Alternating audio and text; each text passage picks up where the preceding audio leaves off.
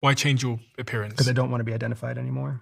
I can't legally change like my name, but I don't have to be the guy that looks like this all the time anymore. I've changed my appearance before.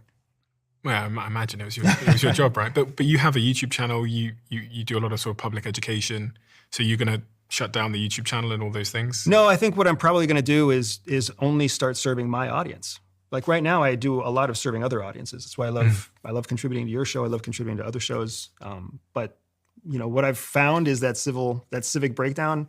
Just for anybody who wants to do a thought experiment, if you look my name up and go on any other interview other than the ones here with Diary of a CEO, what you will find is thousands of ignorant, hateful comments, questioning everything from my intentions to my credibility to whatever else. And that's not just me it's happening to. It happens to all of us. I mean, your name is smeared on a daily basis, and it's because I am a fan of you that my algorithm feeds me all the bullshit about you too. That's the world that we live in. So I don't have to continue to feed everybody. I can just feed my audience, and my audience won't care what I look like. My audience won't care if I teach them from behind an animated AI image of myself, right? But I can continue to teach without having to be the CIA guy with the hair. If you were to make a case for others to follow in your footprints, because I'm somewhat curious, you know, sometimes I have dreams of running away and going to, like, I don't know, Bali or something and just New Zealand, laying low, or New Zealand.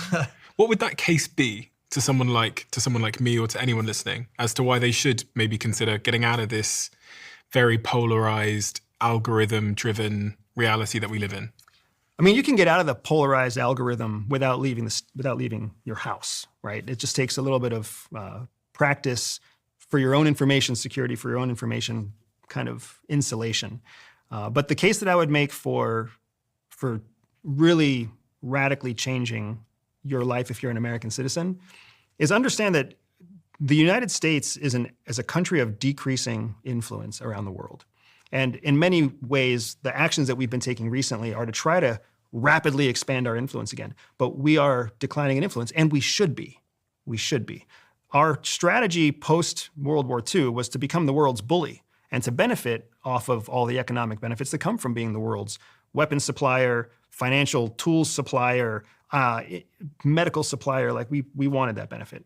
Well, now we find ourselves in a position where we have no strong allies. Like we have countries that like us, but those countries that like us are not strong on their own. So we have a weak Europe that's artificially weak because we've kept them weak. We have a weak Latin America that's artificially weak because we've kept them weak. So the only way to really understand the existence of people outside of the United States is to get outside of the United States, and not just to tour outside, but to live outside, to actually see what it's like to live on the local economy, learn the local language, understand the local culture. I mean, you can walk around Porto, Portugal, and you'd be depressed because you see Soviet-era buildings and everybody's over the age of 50 and they've all got their eyes downcast and they look just totally defeated. But only after you've been there a month, 2 months, and you make a friend, do you actually get into a house and you share a bottle of amazing port, and then they light up because culturally, they don't get to be animated on the street like we get to be in New York City.